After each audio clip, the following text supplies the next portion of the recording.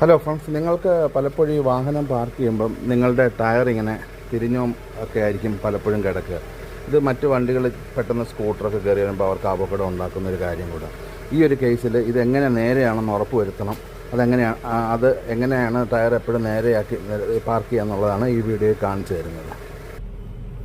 നമ്മൾ വണ്ടി കയറിയിട്ട് ഒന്നിൽ ഫുള്ള് ടയർ ഇങ്ങനെ ഒരു സൈഡിലോട്ട് ഓടിക്കുക, അതിന് ശേഷം ഫുള്ള് അങ്ങേ സൈഡിലോട്ട് ഓടിക്കുക. ഇത് എത്ര പ്രാവശ്യം നോക്കാം. ഇപ്പം നമുക്ക് കാണാം, ഞാനിപ്പോൾ ഇവിടെ ഫുള്ള് നമ്മളുടെ ലെഫ്റ്റ് സൈഡിലോട്ട് ഓടിച്ചിട്ടുണ്ട്. ഇനി 1 2 3 4 കണ്ടല്ലോ. അപ്പോൾ അതിനനുസരിച്ച് തിരിച്ച് 1 2 ഇതിൻ്റെ ഹാഫ് മതി. ഇപ്പം ടയർ നേരെ ആയിരിക്കും. ഞാൻ ജസ്റ്റ് ഒന്ന് കാണിച്ചു തരാം. കാണാമല്ലോ, ടയർ ഇപ്പം നേരെ തന്നെ നിൽക്കുന്നു. ഇത്രയേ ഉള്ളൂ ടെക്നിക്ക്.